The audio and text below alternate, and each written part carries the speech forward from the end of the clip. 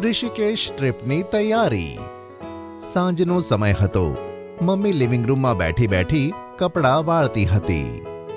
એક બાજુ ચિંકી પોતાની સ્કેચબુકમાં નવા રંગો ભરતી હતી અને બીજી બાજુ ગટ્ટુ સોફા પર બેસીને ટીવીમાં ખોવાયો હતો.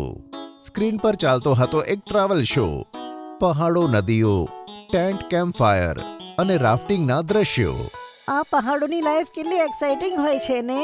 હા, હું જ્યારે પહાડની ડ્રોઈંગ બનાવવા બેસું ત્યારે અમુક વાર વિચારું કે પહાડ પર જવું કેટલું એક્સાઇટિંગ હશે ને.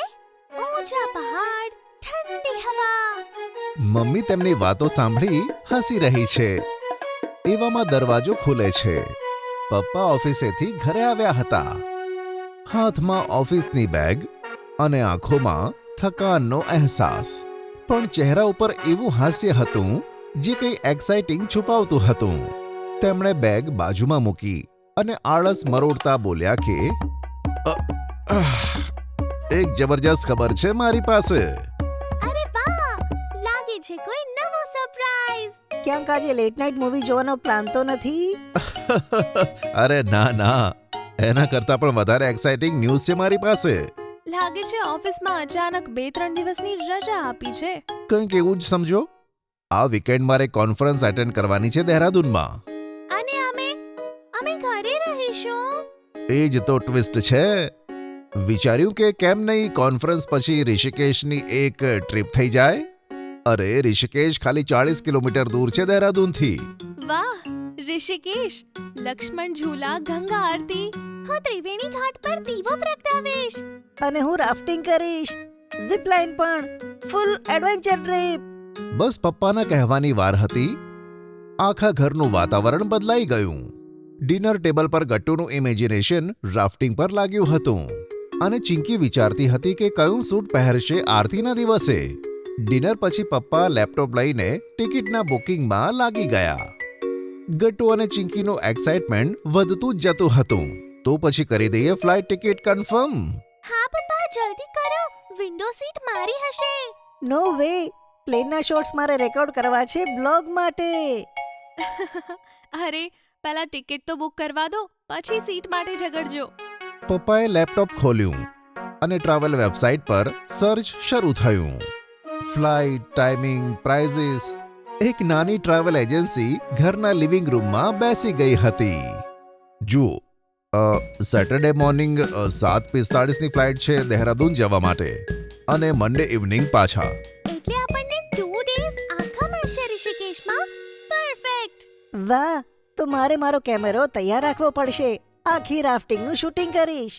અને હું ત્રિવેણી ઘાટમાં દીવો પ્રગટાવતી વખતે સ્લો-મો શૂટ કરીશ.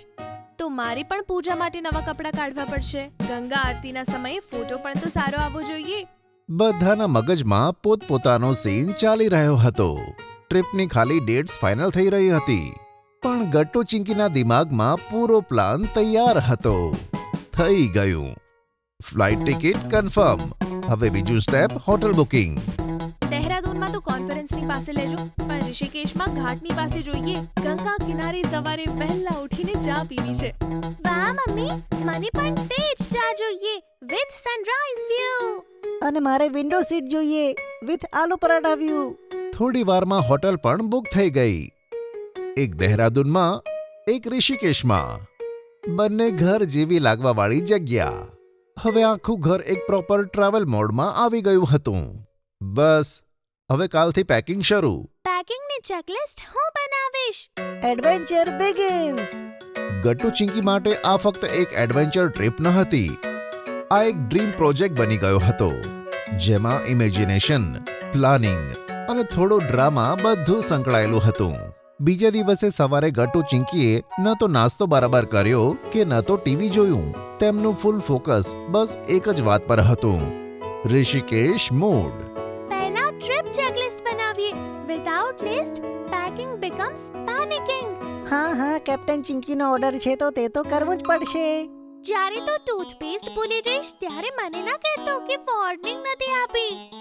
ચિંકીએ એક મોટું હેડિંગ લખ્યું, ઋષિકેશ ટ્રાવેલ ચેકલિસ્ટ, અને નીચે લખવા લાગી ક્લોથ્સ, ટોવલ, ટૂથબ્રશ. આ બાજુ ગટ્ટુ એક અલગ જ લિસ્ટ બનાવતો હતો. Chips, comics books, goggles. કામની વસ્તુઓ ઓછી, મસ્તીની વસ્તુઓ વધારે. બંનેની લિસ્ટ હતી જુદી, પણ ટાર્ગેટ એક જ, પરફેક્ટ તૈયારી. દરેક આઇટમ આગળ એક બનાવ્યું ટિક બોક્સ અને એક કોલમ મમ્મી માટે.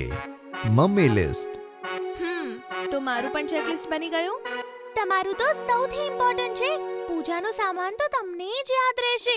તો લખી લો: દિવેટ, ચોખા, નાળિયેર, કપૂર, દીવો અને ગંગાજળની બોટલ. અને હા, ધૂપ અને પ્રસાદ ના ભૂલતા. એક બાજુ ગટ્ટુ લખતો હતો સ્નેક્સ અને સેલ્ફી સ્ટિક. બીજી બાજુ ચિંકી પૂજા આઇટમ્સની સામે સ્ટાર માર્ક્સ લગાવતી હતી. લિસ્ટ બનતી હતી, પણ તેમાં મસ્તી પણ મિક્સ હતી. હું મારી સ્કેચબુક પણ લઈ જઈશ. ગંગા કિનારે બેસીને નેચર ડ્રો કરીશ. અને હું મારો ટ્રાયપોડ લઈ જઈશ. આ ટ્રીપમાં મારે પરફેક્ટ શોટ જોઈએ. ચેકલિસ્ટ ફક્ત પ્લાનિંગનું ટૂલ ન હતું. તેમાં ગટ્ટુ ચિંકીના સપના ચોંટેલા હતા. જેમ જેમ લિસ્ટ વધતું ગયું, તેમની ટ્રીપની તસવીર વધુ ક્લિયર થતી ગઈ. બપોરે વારો આવ્યો શોપિંગનો. તડકો થોડો વધારે હતો, પણ એક્સાઇટમેન્ટ અને લિસ્ટ બંને વધારે હતા. મમ્મી ગટ્ટુ અને ચિંકીને બોલાવે છે. ચાલો બાળકો, ઋષિકેશની તૈયારી માટે અમુક સામાન લેવાનો છે. મમ્મી, તમે લિસ્ટ બનાવી લીધી ને? અમે તો પેકિંગ ચેકલિસ્ટ બનાવી લીધી હતી. હા, આ રહ્યું મારું મમ્મી checklist. Sunscreen, refill bottles, mosquito patches, hand wash સેશેસ અને સૌથી જરૂરી પૂજાનો સામાન. ત્રણેય નીકળી પડ્યા લોકલ માર્કેટ તરફ. મમ્મી, આ અગરબત્તીની દુકાન જો, અહીંયાથી લઈ લઈએ. હા, મારે કપૂર, દિવેટ, ચોખા, ધૂપ અને દીવો પણ લેવાનો છે. અને એક નાની થાળી પૂજા માટે. પેલો સુંદર દીવો જેમાં હું ત્રિવેણી ઘાટમાં જઈને દીવો પ્રગટાવીશ. પૂજાના સામાન પછી નીકળીએ નેક્સ્ટ સ્ટોલ તરફ, જ્યાં ટ્રાવેલનો સામાન મળે છે.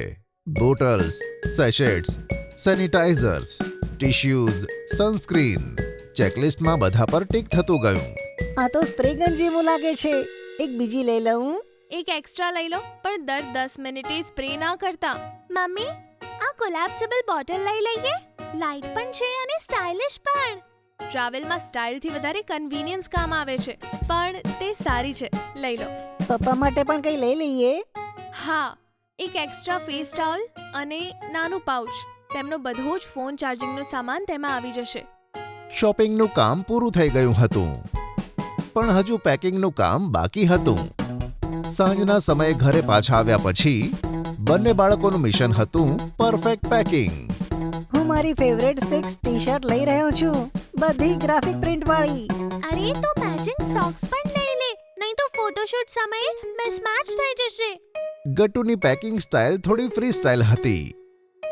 એક તરફ કોમિક્સ, બીજી બાજુ ચિપ્સ, વચ્ચે ટોવલ. તારું બેગ જોઈને લાગે છે કે પિકનિક અને સ્લીપ ઓવર બંને સાથે થઈ રહ્યું છે.